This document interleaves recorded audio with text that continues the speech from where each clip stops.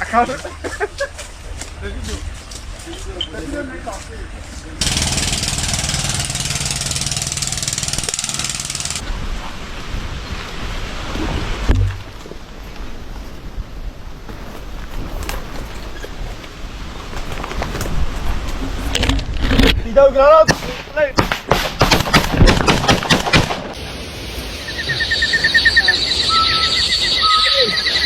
Atututu bi akoso e wo baby ofre ho Abesewa Forest wo Ahafua South East District ama brante baako wa prepra Crawford tututu mu wie na omu dwane but Ghana Police Service say aposifo e de akra me hu de enye omu wie no omu achi nipa 2 wo sai tututu no ho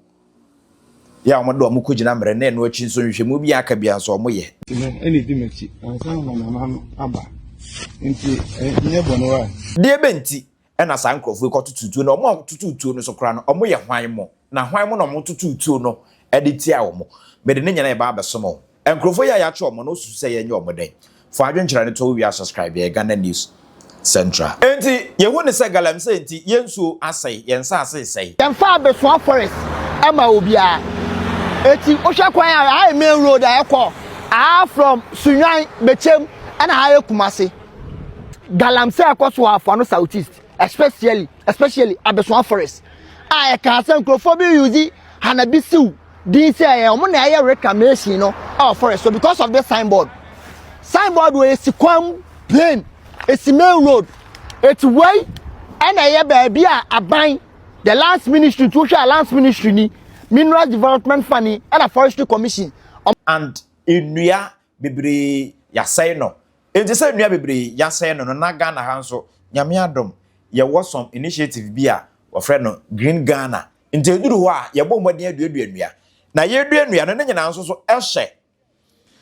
Forestry for nsa enti Forestry Commission no ɛna o mapa okuo bi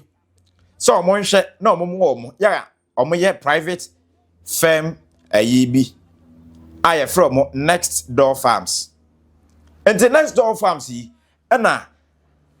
Forestry Commission for no ede enuadua bi ahye omo nsa say omo nhwe na omo nua ewo Abesewa Forest said de be ya enua na yede nkan abubu no foforo betu abehye anan ama bebia nso tumi akonkan because you say dua edi kan dua twato wu a nipa onu nso twato ebewu enti omo dua enua na bi makoho enua na anyini dada no na makobubu na sa enua na anyini no omobu na akogu nketo ana so na nketo ana sai ebi mu ko kobubu enua na nketo na enen so ba na ye twitwa enti e kama ye say adwuma na omo ye no omo ye adwuma hunu adwuma no mfa so bi amfiri so ma eye bre e na omo bregu eye sika e na mpanimfo no tugu because ohwe nipa dodo a yabo omo pa so omo nkodu enua na enua no ho bedua na mfa so bi amade eye oman na ye bo nka enti ema omo a omo agye saa contract na ye from Next Door Farmers no omo ye omo adwense se omo du enua na amanfo nso so de tumi ne mere hye omo nsam a omo nsa enua no omo ankasa betu ho anamo because Forestry Commission for na de tumi no ahye omo nsa na se edwuma na hye omo nsa se omo nhwe nye ema bibia enye yi enti ena no Saturday 25th July ye ana omunya na ntie se chance operators bi akọ forest no mu omububu ndua enti ehu behia se ombekọ ho no makọ question wo mo omobisa omo otumi krata hwan na mo kwan se enua na omomebubu na enua na omobubu no anamuntu ben na ombesan etu afa ho so ombedua bi ahye mu anasa omodua twa na omotwa de akoye omodwuma enti bra chance operators no ehu se sa enkrofo yi ba no na omo nso so omunim sa adwuma na omo ye no eye illegal omo nhye de ni proper document bia na documentation bia no na so omo hu betumi akyero mo enti omo ntena ho nhye e ma nkrofo no e meban wo mo mekyekye omo e no mo start sani tuo e de gu sa Next Door Farmers num e ma abrante baako etuo keka no ene ohwe ne tiri ho se de ya ba neji na chi etwetwa na esa e moba ena keka no nti e ho behia se na ombefa no e de nakọ nti ntem na omoma no so ɛde ne free forestry ho anasa forest ho said the bear on betumi ahwe ma no so otumi survive ɛna ɔmode ne kopie mu ɛwɔ Tepa government hospital ɛma yaresafo no bɔ ne atwa ne ho hyiaye ɛhwehwɛ no a yɛ nyankopɔn ya no hu sɛ yɛde no atena wa ya bandage ne ti de na chi nso so hwehwɛ atwa ya ma no mo to bi sɛ ɔnom no ɛne di machi ansa na mama no aba nti nye bɔ no wa obi mo ni na Papa. Any dimity, and some of my mamma Abba. Into a never know.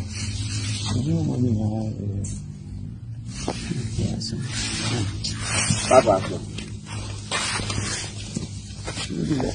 And the Ghana Police Service, say, and I'm so Crawford, dear Yambrasen. In Jomonso to see mu, some between me and make investigations be Asha said, San Crawford now, I'm ready to me name Rasha Musum to two, Edishia, Sir, you may phone or more call Forest Honor. On between us will be more, and also moon to me so be more. And investigations are hold on no more yene and a moon to no more yen. God being so good. And a moon yen nipper too.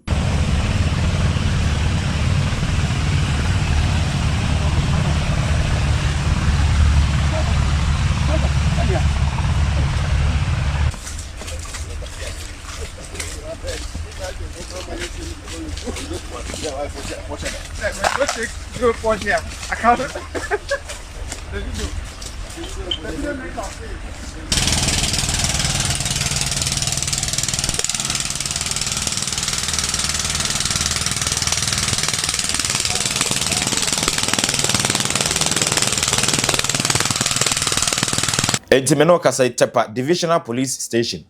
And amade sankofo yi akwa akopiem. Wo bra omoye chainsaw operators a omakọ Abesewa Forest num akobubu nnua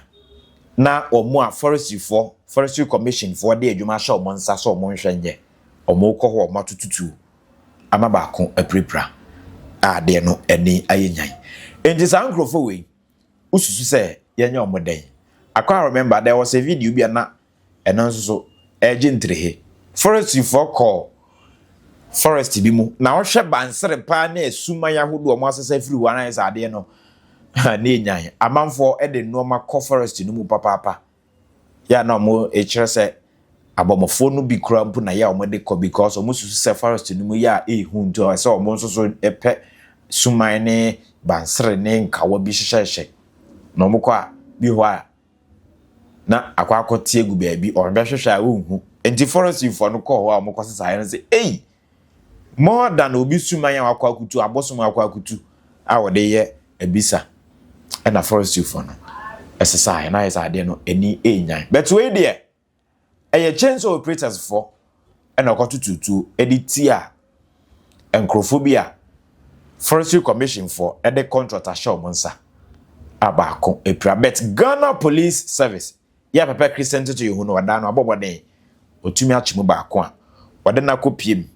e wo Tepa Divisional Police Station a ohwese enhwehwemu aka bia no on betumi aye e de asaso enkrofo we no usu se ye jailu omo a ye mo omo mfidudu osen because edi kan no omo call forest nim